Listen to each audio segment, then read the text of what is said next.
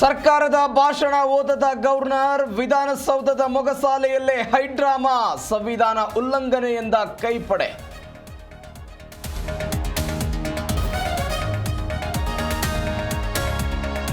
Governor ನಡೆ ವಿರುದ್ಧ ಕೈಕೆಂಡ ರಾಜ್ಯಪಾಲರ ವಿರುದ್ಧ ಕಾನೂನು ಹೋರಾಟದ ಎಚ್ಚರಿಕೆ.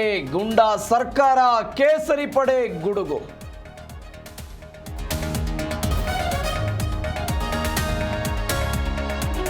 ಸಿಎಂ ಆಪ್ತ ಮರಿಗೌಡಗೆ ಇಡಿ ಶಾಕ್. 10 ಸ್ಥಿರ ಆಸ್ತಿಗಳು ತಾತ್ಕಾಲಿಕ ಮುಟ್ಟುಗೋಲು. ಅಕ್ರಮವಾಗಿ ಸೈಟ್ ಪಡೆದಿರೋದು ಬಯಲು.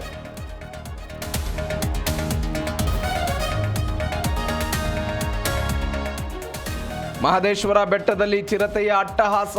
ಸಚಿವರು ಕ್ಲಾಸ್ ತೆಗೆದುಕೊಳ್ತಾ ಇದ್ದಂತೆ ಅಲರ್ಟ್. ಕೊನೆಗೂ ಸೆರೆ ಆಯಿತು ನರಭಕ್ಷಕ ಚಿರತೆ.